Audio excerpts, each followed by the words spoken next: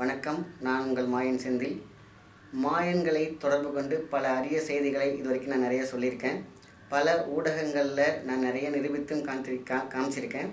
இன்னும் பார்த்திங்கன்னா உடல் ரீதியான மருத்துவ ரீதியான பல விஷயங்கள், இந்த உடம்புலேருந்து டாக்ஸின் எடுக்கிற விஷயத்தையும் விண்வெளியிலேருந்து வரக்கூடிய சூரிய மண்டலத்தில் வரக்கூடிய கதிர்களை உடம்புல பாய்ச்சி அதில் நோய் தீர்த்தும் காமிச்சிருக்கேன். இப்படி அபூர்வங்களை செஞ்சு மாயன் துணை கொண்டு மாயன் மக்களை தொடர்பு கொண்டு பல விஷயங்களை செஞ்சுருக்கேன், நிரூபிச்சும் காமிச்சிருக்கேன். பல பொது மேடைகளிலையும் நிரூபித்து காமிச்சிருக்கேன். இதனால் நான் டாக்டர் பட்டமும் பெற்றிருக்கேன். இப்படி பல விஷயங்களை நான் ஆராய்ஞ்சி 16-17 வருஷங்கள் உழைத்து கண்மூடித்தனமாக உழைத்து மக்களுக்காக நல்லது செய்யணும் அப்படிங்கிற ஒரு விஷயத்துக்காக நான் எடுத்து செஞ்ச விஷயங்களை எனக்கு மனசு ரொம்ப கஷ்டப்படுற ஒரு விஷயமாக நடந்த ஒரு உண்மையை உங்கள்கிட்ட நான் இப்போ சொல்லி ஆகணும். ஏன்னா என்னை நம்பி இருக்கிற என்னை சார்ந்த மருத்துவம் பெற்றுக்கொண்டிருக்கும் மக்களுக்காக நான் அதை பேசிதான் ஆக வேண்டிய ஒரு சூழ்நிலை. ஏனென்றால் ஒரு 3 மாதங்களுக்கு முன்னால் நடந்த நீயா நானா, நான் அதை தெரியாமல் போன ஒரு ப்ரோக்ராம்.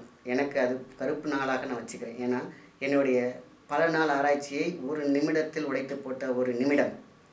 அது உள்ளே போன பிறகு தான் என்னை கூப்பிட்டதே, உங்களுடைய ட்ரீட்மெண்ட் பற்றி சொல்லுங்கள், அது ரொம்ப யூனிக்காக இருக்குது அப்படின்னு சொல்லி விஜய் டிவிலேருந்து கால் வந்துச்சு.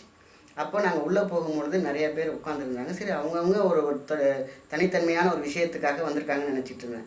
ஆனால் ப்ரோக்ராம் ஆரம்பிக்கும் போது மட்டும்தான் தெரிஞ்சிச்சு, அந்த ஊடகங்களில் எந்த அளவுக்கு இழிவுபடுத்தப்பட்ட, தன்னை சித்தரிக்கப்பட்டு பெரியாளாக காமிக்கப்பட்ட ஒவ்வொரு தன்மைக்கும் அவங்க வேறு வேறு டிபார்ட்மெண்ட்டில் இருக்கவங்களையெல்லாம் உட்கார வச்சுருந்தாங்க.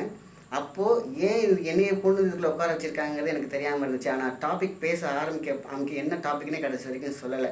ஆனால் நார்மலான ஒரு நீயானா அது கிடையாது. ஒவ்வொருத்தவங்களுக்கும் ஒவ்வொரு தனித்தன்மை இருந்துச்சு. அவங்க அதை பேச சொன்னாங்க. இப்படி சொல்லி தான் கூப்பிட்டாங்க. ஆனால் அங்கே கூப்பிட்டு வச்சு நடந்த விஷயமே வேறு. இழிவுபடுத்தி அசிங்கப்படுத்தி, அதாவது ஒரு விஷயத்தை நம்ம ஏலியன் கூட நான் பேசுகிறேன் அப்படின்னு நான் சொல்லும் பொழுது அதை நிரூபித்து காட்ட சொல்லி அவங்க டைமே கொடுக்கல. அதே போல் நான் உடல் ரீதியான டாக்ஸின் எடுக்கக்கூடிய மிக அற்புதமான ஒரு ஃபார்முலாவை நான் செஞ்சு காமிக்கிறேன்னு சொன்னேன். அதுக்கும் அவங்க அலோவ் பண்ணலை. சரி, நான் இதுக்கு முன்னாடி லைவாக எடுத்த ஒரு ஊடகங்களில் எடுத்த பல முன்னணியில் இருக்கக்கூடிய ஊடகங்களில் இருக்கக்கூடிய எடுத்த அந்த ஃபுட்டேஜை நான் எடுத்துகிட்டு போயிருந்தேன். அதையும் அவங்க காமிக்க விடலை. என்னை நிரூபிக்கிறதுக்கான எந்த ஒரு சந்தர்ப்பமும் அவங்க கொடுக்கல. 2 நிமிடங்களில் ஆப்போசிட்டில் இருக்கவங்களால் என்னை பற்றி எப்படி தெரிஞ்சுக்க முடியும், நான் என்ன செய்கிறேன், என்ன சேவை செஞ்சிட்ருக்கேன், மணி மோட்டிவாக இருக்கேன்னா எதுவுமே தெரியாத ஆப்போசிட்டில் அவங்க மொத்தமாக எல்லாரையுமே லூஸுன்னு சொல்கிறதும், அதேமாதிரி அவங்களாம் லாய்க்கு இல்லாதவங்களும் அது உலகத்தை ஏமாத்துறவங்கன்னு சொல்கிறது மிக தவறான ஒரு விஷயம். 2வது, எங்களை நிரூபிக்கிறதுக்கான எந்த சந்தர்ப்பமே அவங்க கொடுக்காதது மன வருத்தத்தை தெரிவித்துக் கொள்கிறோம். ஏன்னா இதுக்கு முன்னாடி ஆப்போசிட்டில் பேசுகிறவங்க எல்லாருமே திட்டமிட்ட ஸ்கிரிப்டால் செய்யப்பட்ட, எது பேசினாலும் கார்னர் பண்ணக்கூடிய பேச்சாளர்களாக தான் அங்கே ஆப்போசிட்டில் இருந்தாங்க. ஸோ இது எல்லாமே மறைக்கப்பட்ட உள்ளுக்குள்ளே நடந்த ஒரு விஷயத்தை தான் இப்போ நான் சொல்லிகிட்டு இருக்கேன். மனசு நொந்து போய் தான் இதை நான் சொல்கிறேன். ஏன்னா ஒவ்வொருத்தவங்களும் ஒவ்வொரு துறையில் கஷ்டப்பட்டு வர்றது, எத்தனை ஆராய்ச்சிகள், எவ்வளோ வருடங்கள், இதை ஒரு செகண்டில் தூக்கி போட்டு உடைக்கிறது, மக்கள் பார்க்குறது பல கோடி மக்கள் பார்க்குறாங்க. அப்போது எந்த அளவில் ரிஜிஸ்டர் ஆகுங்கிறது கூட தெரியாமல் அவங்க டிஆர்பிக்காக எங்களோட வாழ்க்கையில் விளையாடுறதுங்கிறது தப்பான ஒரு விஷயம். பொது சேவையில் இருக்கவங்க, அதுவும் பொது சேவையில் இருக்கவங்கள கூப்பிட்டு வச்சு இப்படி மானபங்கப்படுத்துறது தவறான ஒரு விஷயம். எப்பொழுது நடக்கிற நீயா நானா மாதிரி இந்த ப்ரோக்ராம் கிடையாது. ஒரு டாபிக் கொடுத்து அது 2 பேர் விவாதம் பண்ணுற அந்த டாபிக் கிடையாது. ஒவ்வொருத்தவங்களுக்கும் ஒரு தனித்தன்மை இருக்கும். அதை அதில் எக்ஸ்பிளைன் பண்ணுங்கன்னு சொல்லி தான் கூப்பிட்டுருந்தாங்க. ஆனால் அங்கே நடந்ததே வேறு. இப்போ சபை நாகரிகம் கருதி தான் நாங்கள் உட்காந்து போன கொஞ்ச நேரத்துலேயே அங்கே என்ன நடக்குதுங்கிறத என்னால் தெரிஞ்சுக்க முடிஞ்சது. ஆனால் சபை நாகரிகம்னு ஒன்று இருக்கு இல்லையா, அதனால் அங்கே இருந்து விளக்கத்துக்கு, கேள்விக்கு பதில் என்னால் கொடுக்க முடிஞ்சிச்சு. ஆனால் செயல்முறையை விளக்கமாக காமிக்கிறதுக்கு நான் தயாராக தான் போயிருந்தேன். ஆனால் அது அவங்களுக்கு முக்கியமாக தெரியல. அவங்களுக்கு ஒன்லி கேள்விகள் பதில் மட்டும்தான் இருந்தது.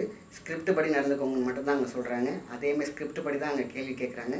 அங்கே இருக்கிற பாதி பேர் அவங்களோட டீம் ஒர்க்ஸ். இங்கே இருக்கிற ஆப்போசிட்டில் உட்காந்துருக்கவங்க அத்தனை பேரும் என் பக்கத்தில் உட்காந்துருக்கோம், நான் என்ன செய்கிறதுன்னு தெரியாது, அவரு அங்கே என்ன செய்கிறான்னு எனக்கும் தெரியாது. ஆனால் இது ஜென்ரல் டாபிக்கு கொடுக்கல.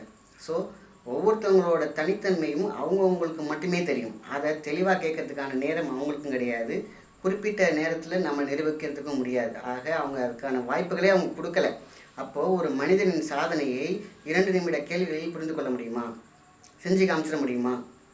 நான் பல ஆண்டுகள் கண்டுபிடித்த ஒரு விசித்திரமான, ஒரு தனித்தன்மையான ஒரு ஹீலிங் எனர்ஜியை, மாயன்கள் துணை கொண்டு செய்கிற ஒரு நிகழ்ச்சியை பல ஆராய்ச்சிகள் கடந்து வந்த பிறகு நான்